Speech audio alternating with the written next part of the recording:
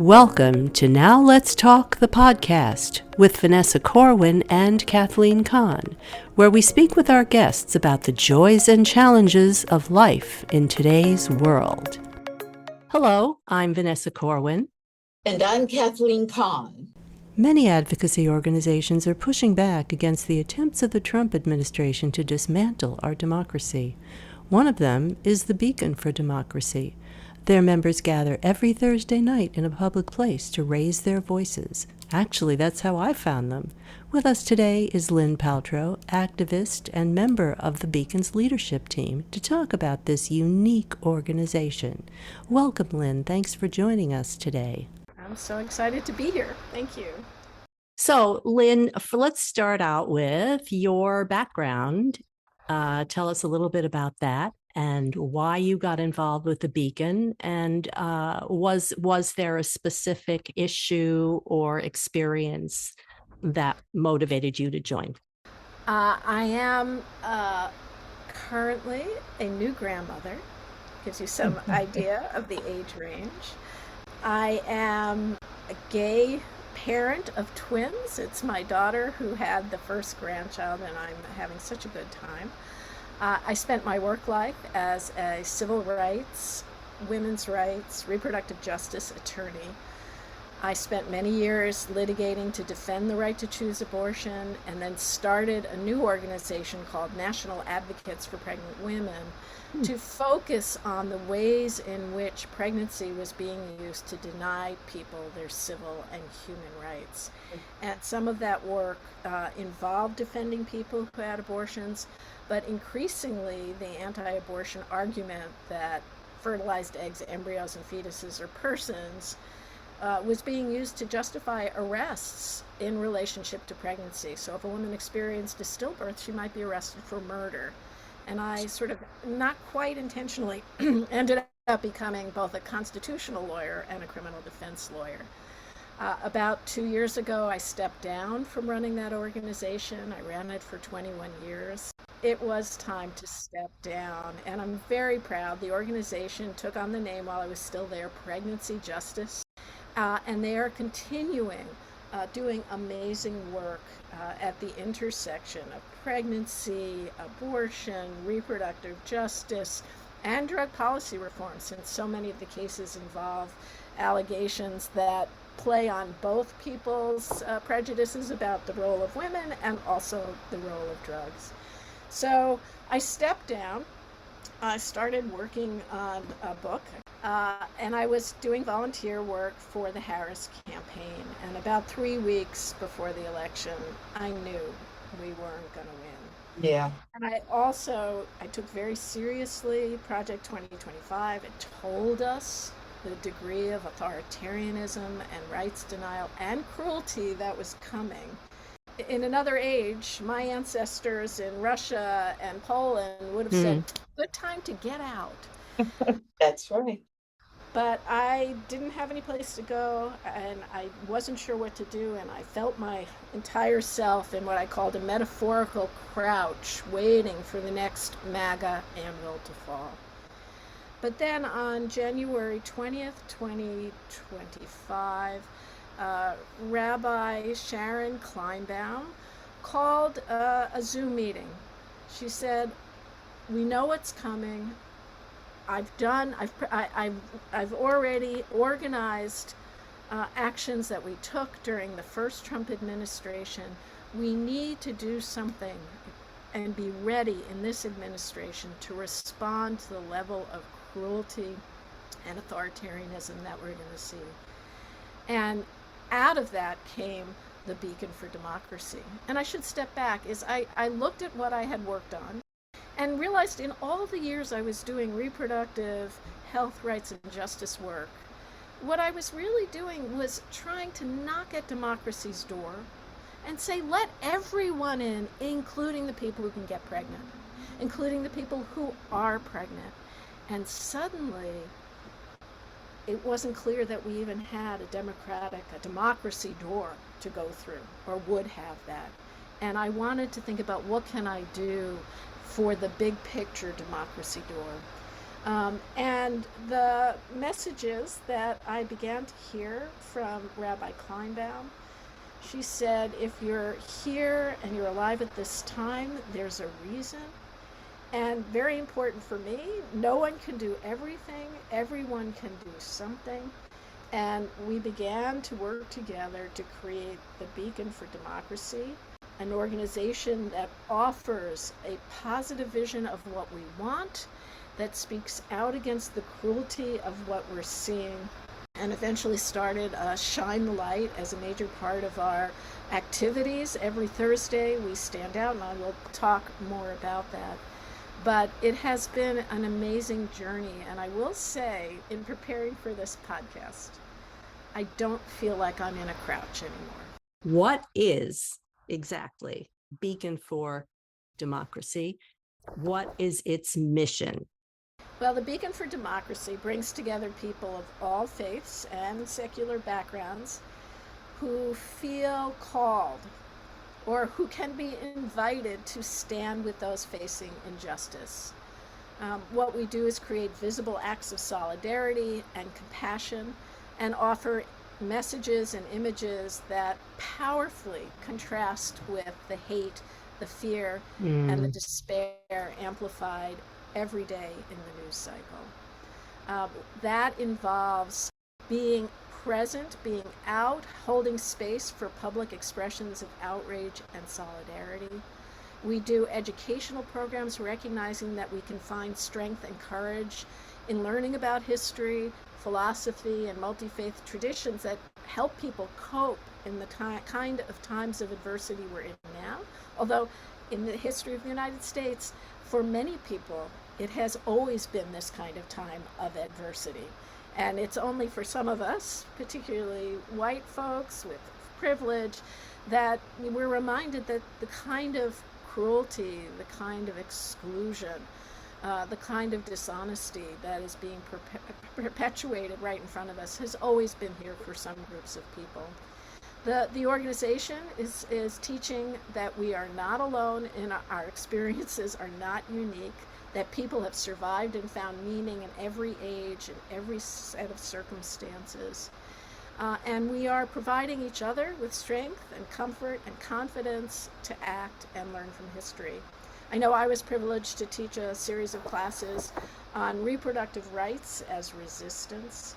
We've heard from Dennis Dalton, somebody who studied Gandhi and nonviolent civil disobedience in incredible depth, and shared with us what that looks like, because our commitment is to showing up in public with in a way that is nonviolent, that is full of compassion, that believes we can bring our opponents in rather than hate them or malign them.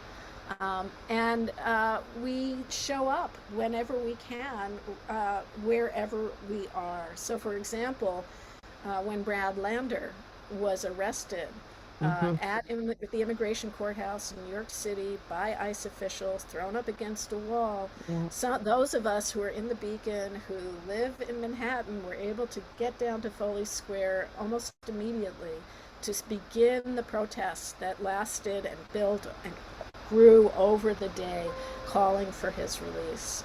And then, when he was released, he gave such a beautiful speech, making so clear that he was out because of his race, his gender, his privilege, but that we had to keep showing up for all the people who don't have that privilege. I was going to ask you, but you've answered it. How different is your organization versus other advocacy organizations? Well, I hope so, but I think that's a good question. I mean, there are lots of ways for people to contribute at this moment in history. And some people are using, their skills very directly. They're bringing the cases to defend, for example, birthright citizenship. They are challenging. Yes. Yes. Today, the Supreme Court upheld it, but yes, they did. We upheld birthright citizenship, which is something we've had for more than 100 years. It's in our Constitution. The signs we hold at our weekly Shine the Light demonstrations. Among them say, we believe in our Constitution, we defend our Constitution. But partly what the beacon provides, and it's not the only one, but it's one that really works for many people. It provides everyday people. You don't have to have a law degree. You don't have to, be the head of a union. You can be an everyday person and show up as part of the beacon and the Shine the Light weekly actions to show each other, our neighbors, our communities, that we will not sit silently and watch what's happening, and that we will be part of the public, visible resistance, holding space for all of the other people, including eventually the 3.5% of the population we need on a regular basis to bring down this authoritarian regime. Absolutely. Right. Now, another, I think, really unique thing about this organization is the Monday Zoom meeting, which I had the privilege of attending, which is a fantastic space where these attendees, they're sharing wonderful positive messages. They sing, they tell jokes, they do all sorts of things. You've got updates from people all over the country. So talk about that a little bit, and like, how did this very unique kind of meeting come about? The weekly meetings, which are Monday at noon, provide a place for people to gather, to talk to each other. It typically starts with music. We have a sort of a music committee that plans it, and so many of us are learning resistance songs that we did not know before. And singing is part of healing. Singing is part of bringing people joy and comfort, two things that are absolutely essential to the persistent resistance that we need. People talk about what's happened during the week. We are now bringing people who are leading other local organizations in other parts of the country to spend a few minutes talking to us. Even though Beacon and Shine the Light groups exist across New York City, in rural parts of New York State, in other parts of the country, people are standing weekly in a weekly ritual of resistance and community building every week. And they talk about what the experience was. We ask people to take pictures and send them to the Beacon. We then show them during this 1 hour meeting, and people tell what it was like for them. Was there opposition? Were they ever afraid? What worked? What didn't work? Some people count the number of car honks they get for the signs that they're holding. Honk if you're for democracy. Did people come in costume? Did people sing? Did they experience joy? Was there somebody who was difficult, and how do you handle that? I personally have learned that, to me, I'm doing it in Greenwich Village, which it isn't always that friendly. People are in a hurry. I think there's a lot of people who are benefiting in the village from this administration, so it isn't always kind. Mostly it is. But what I've learned is when somebody says something particularly nasty, I just say to them or myself, it's okay, I'm going to pray for you. And it makes me feel centered and reminds myself that they are not the majority. They are not going to change the commitment to an inclusive, caring democracy that I want to see. We learn from each other's signs, to honk if you're not in the Epstein files, or we recognize that ridicule That's funny. is a very important part of taking down authoritarian regimes. That people have signs that say grift costs, grift is a tax on you, corruption is a tax on you. People are creating original signs and repeating the good ones that come up, like make algae great again. And And it always ends with a wonderful a retired professor, I think, of English, Ron Gross, who does a fake news piece. Clever. Yes, they told me about that. Yeah. One of my favorites was, I may not have this right, but it's close, in which he talked about how Hegseth kept referring to it by mistake as the Straits of Vermouth. But I bet he did it. Love it. Love it. That sounds very Hegseth-like to me. Absolutely. Well, you know, we can still at a point chuckle about what's going on. You have to do that in order to keep your sanity, because it's just so every day something else. Speaking of all these demonstrations and signs and everything, I love the creativity. And in my experience, participating in the Thursday night activity is just, so many really great creative signs. Now, speaking of demonstrating with the beacon, this is in my experience. Okay, this is just my experience. The participants seem to be predominantly older people, female, and white. Now, why do you think that is? And B, what is the organization doing to attract more younger people and a more diverse group, including LGBTQ folks? Well, I will say that being an older white woman who is also a lesbian, I don't think they're having any trouble attracting LGBTQ folks. We definitely seek to embrace everyone we can. And the more people who show up at any particular location for Shine the Light, the better it is, or the more exciting it is, the better the opportunity to meet a new neighbor, to build a sense of community. Because part of what it's about is having an action in your neighborhood, that not everybody can get to the big marches.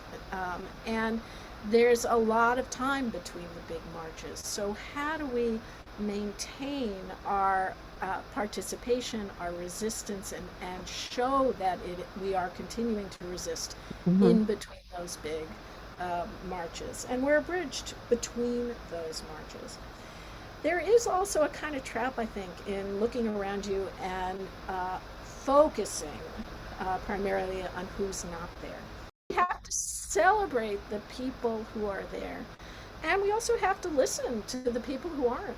People who have little kids, who are trying to get them to bed, who are exhausted, who don't have traditions or cultures of demonstrating, of being out on the streets. And that's part of why we're there. There's something called social proof. People like to do what people like them do.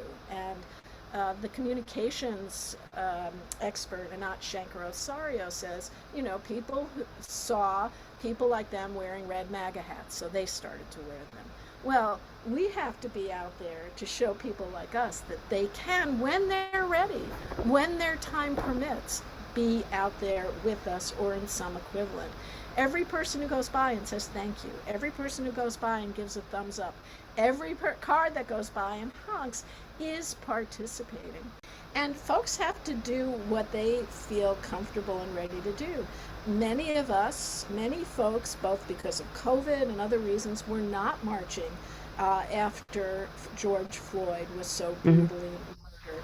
And there are an awful lot of colleagues and friends who feel like we've been marching. And we are at the greatest risk of being arrested, of being beaten, of being harassed. So I think it's a mistake to kind of think, oh, it's not good because we don't have everybody here yet. When it's time for everybody to be there, I am very confident that they will be. And well, it sounds to me like you're educating them as you, without them even knowing it, you open their eyes to something that maybe they don't see. Well, I think we're certainly modeling resistance for a lot of people. I was visiting my daughter who in Boston after my grandbaby was born, and I was there on a Thursday, and I wasn't able to find a local beacon group but I was committed to shining a light every Thursday. So I made a sign and just went out on a street corner. And one week, it was the week that Nicole Renee Good was murdered, and I made a sign that said she should be alive, and I went out by myself. I mean, we encourage people to do it with one other person, but you don't have to. I went out that way. I'm always honestly a little teeny bit nervous. Sure. And the first thing that happened was a young woman came up toward me crying. She had seen the video of the murder, and she said, I am so glad you are here and I can have somebody to talk to. Wow.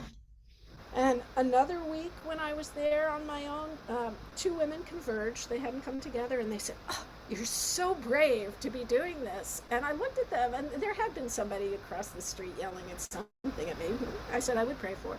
But these two women converged, and they both said, oh, you're so brave for doing this. I said, I'm not really very brave. I get to have a conversation with you two. You're so nice. What a pleasure to get to meet you. So I find it to be in a city where, you know, you're not supposed to make eye contact. You're not supposed to necessarily even know your neighbors.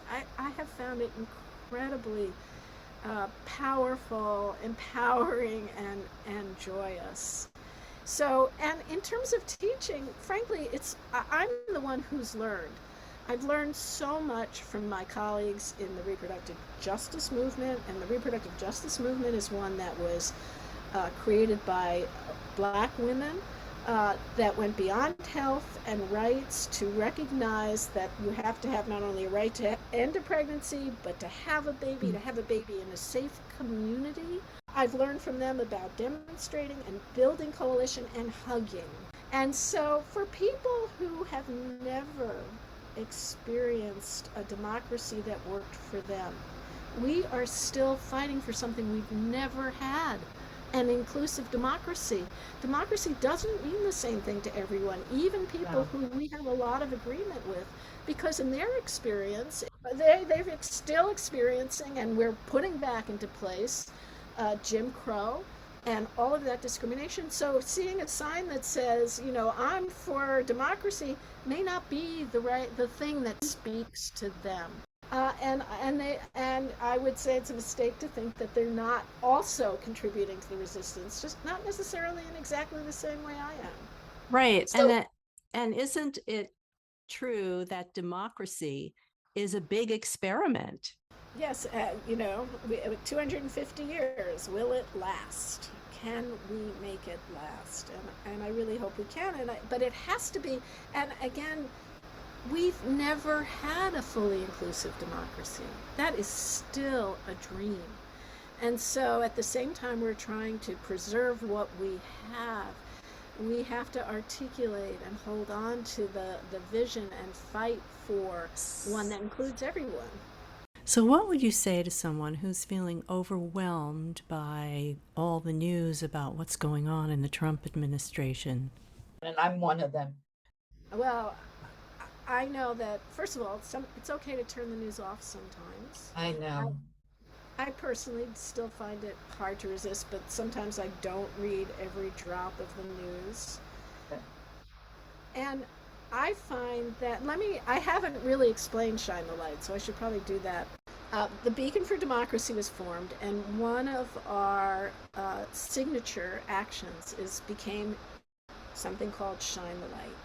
And the idea is, as the darkness feels like it's descending, and it is, through the authoritarian regime of bullies for the billionaires, we can be a ray of light for people, reminding them what positive values we have, reminding them of our dedication to what we hope to achieve someday, a truly inclusive democracy that lifts us all, it doesn't just privilege some. And authoritarians want us to sit home, be depressed, be isolated, and give up. And give up, really. Yeah. Right. And I'm very clear. Okay, so Shine the Light says, hey, let's do something that, number one, gets us to know our neighbors. And I have to say, for years, I was litigating cases all over the United States and going to conferences nationally and internationally. I really didn't know my neighbors. So this idea of doing it in your neighborhood was very exciting, and I started with somebody in my building who happened to also run into the beacon, and we just went out on the street and held a big sign about all of the people working for the government that were being fired, the people who made our lives better by doing the work that the government should do, because we deserve a government that functions and ensures that we have nice things like health care and sewage systems that work and streets that get plowed, all the things that our government should be doing for us. And meet on a street corner, invite other people to stand there just for a half hour. That's all, a half hour once a week on a Thursday, so it doesn't interfere with any religious group that we know of, their usual ritual. And make a sign, bring a sign that you made. And I have friends, I've met people over the years who are art therapists, and I didn't really understand what they were doing. But when you make your own sign, there is something a little bit empowering about it, a little bit that distracts you from the despair that you're feeling from listening to the news, and bring it with you and stand together. The result of this is I actually know neighbors I didn't know before. When I go to the grocery store, I see Lisa, and I'm like, wait a minute, we stand together. How are you? It makes just my everyday existence in my neighborhood that much warmer, that much better. That's great. I mean, if you put it out there, they will come. And then also, it has become very clear that the more we resist, I mean, even with like the lawsuits and those judges who are saying, sorry, Trumpy baby, this is illegal, you cannot do this. There's more victories in that area than successes for them. So that speaks to just keep up the good work. We keep trying to, we are overwhelmed sometimes, but there is real joy in joining the resistance and being part of it. And we have to celebrate all of our victories. And, as humans, we tend to focus on the things that hurt our feelings more than the things that make us feel good usually. But we have to keep in mind that Orban in Hungary was defeated. And he was defeated by people pointing out the cost to them of the corruption that Orban's government was carrying out. And Trump's administration, the extraordinary corruption, it comes out of our pocket when he has a no-bid contract to screw up the reflecting pool. When he brings in bulldozers to tear down our national monuments. Yep. The cost of building pyramids to his ego is coming out of our pockets, Social Security, our pockets. And we have to find ways of bringing that to people's attention. Grift costs. Indeed. Yeah, especially when he tells people, this is not coming out of your pocket. I mean, he lies to your face. And it takes time for people to realize that he's not telling the truth. It is coming out of our money. And as horrible as what happened in Minnesota and in Minneapolis, Minnesota was, look at what the people did. God. Exactly. Unbelievable. Exactly. We haven't, these are the things about terrible times.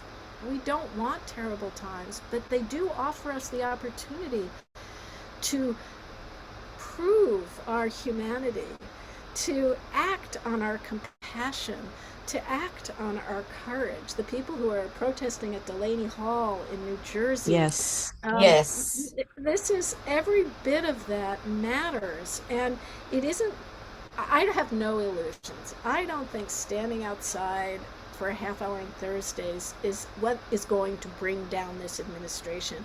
And I will say, I have to work on my patience for people who say, well, what's the point of that? It didn't change anything. But it kept me from changing. it kept me from becoming somebody who is so depressed I can't get out of bed, or so fearful I can't get out of bed. It's changed me in the sense that I have developed friendships and community connections that I never had before that might be life-saving if things even get worse. So it's not changing it in the sense of we can, through these small actions, stop the administration right now, but we are building. Yes. We are sustaining the resistance that has to exist when this administration falls. And as Rabbi Kleinbaum says, the Pharaoh always loses. It may not be tomorrow, but it will be eventually. And we have to be here together with a positive vision for when that time happens. Absolutely. So, Kathleen, am I going to see you on a Thursday? Well, I was going to ask at the beginning, I thought, because Vanessa was uptown and that was her district, I was under the impression that the Beacon was only that district. Oh, no. But you're all over the place. So how do you let people know if you know they're in the East Village, the West Village? Yeah. I mean, how can they want to find out more about the Beacon and find a group in their area? We have a website, beaconfordemocracy.org. The Beacon for Democracy, it has an Instagram. We're on Facebook. People can join the Beacon for Democracy by going to the website. It doesn't cost anything. It doesn't commit you to anything, but it means you'll get the information weekly about the Monday Zooms, the link for that, and updates about events that are happening. Rabbi Kleinbaum was just on Brian Lehrer on WNYC. Really? She did a brilliant job. I wrote a piece in Ms. that you can access. Yes. There's been coverage of this. The rabbis written things. We also show up at the major marches with our banners and with little flyers that explain who we are and where we stand. But you asked about where are there groups. If you go to the website and go to Shine the Light, there's what do we call it? A shine finder. You can shine where other people already are, but you don't have to. It is going out. You can go out on the corner as I did in Boston with your sign. And, I understand a feeling of trepidation. I mean, I have both a feeling of trepidation and also I must look pretty foolish. People probably think I look kind of nutty. But I have never not had a wonderful experience. The day that Trump started his illegal, costly, terrible war in Iran, I was at a conference at Smith College, but it was Thursday and I was going to go out with my sign. It was kind of rainy, it was a little bit cold, and I made a sign while I was listening to people speak at this conference, and I think said, honk if you oppose Trump's war, and the S on Trump was a dollar sign. And I just went out to a street by myself where there was traffic and held up my sign. And a car pulled up across the street with an older gentleman, white hair, white man, and I say older, but probably my age. And he looked at me for a while, and then he got out of his car, he crossed traffic, and stood next to me for the entire half hour. He said, "It's amazing. I am a Vietnam War veteran. Uh-huh. That was a war approved by Congress. Right. I won a purple, what are they called? Purple heart. Purple heart. Purple He heart. had an insignia on the shirt, on the jacket he was wearing that day. And he stood there stolid with me for the entire half hour. That's Wow. So I think it's worth doing just for those kinds of experiences. That's amazing. I'm not in a crouch because I'm going to go out every Thursday. And I'm sort of the person organizing my locally as well as the Beacon overall. And it creates a focus. One of the things that helped me out of my despair was being reminded that no one can do everything and everyone can do something. And I like that I'm doing it with folks who recognize that joy is part of the resistance. Yes. Singing is part of the resistance. Kindness is part of the resistance. And learning new skills. The other thing is that we do education. We have education programs that I've mentioned. We find strength and courage in learning from history and philosophy. When I did my 2 classes on reproductive rights and resistance, one of the things people don't realize is, as horrifying as the Dobbs decision was, overturning Roe v. Wade, abortion rates are higher than they were. And this should actually not be surprising. Every authoritarian regime focuses on women, on their reproduction. They also tend to focus on LGBTQ folks. But their attempts, Ceausescu in Romania, when he was in power, a communist dictator, was so concerned about the birth rate that they totally outlawed abortion, that women came to work and had to pee in a cup to be tested to see wow. My God. to keep that level of Wow. control over them. He did not last long. That did not last long. And here in the United States, women, people with the capacity for pregnancy, will always find a way to do what's best for their health, their families, Absolutely. their communities. This is not something the authoritarians can control. And we need to celebrate that the resistance that I'm currently doing, which with the Beacon for Democracy, with Shine the Light every week, people who are providing abortion care are doing resistance work. Yes. People are making sure that the safe medications for abortion, mifepristone and misoprostol, can get to people. They are doing resistance work. Resistance work is happening all around us. And when Kathleen, when you start to go to despair, maybe start making that list of, wait a minute, the work that I'm seeing is resistance. Yes, exactly. Indeed. And, I think even just the fact, like, we're all sitting here talking about this in this podcast, we look at that as a form of resistance in and of itself. Well, we have exercising our right to free speech. Absolutely. Our right to association. And at least for now, the right to love, which has been somewhat protected by our Constitution. I think it'll be under attack, but that will be the power and the force that will ultimately win it back. And we will win it back. And, I guess the idea, as you have so eloquently said, is just to keep on showing up, be present. And I hope that this podcast shines a light when people are listening to this, waking them up and seeing what can be done.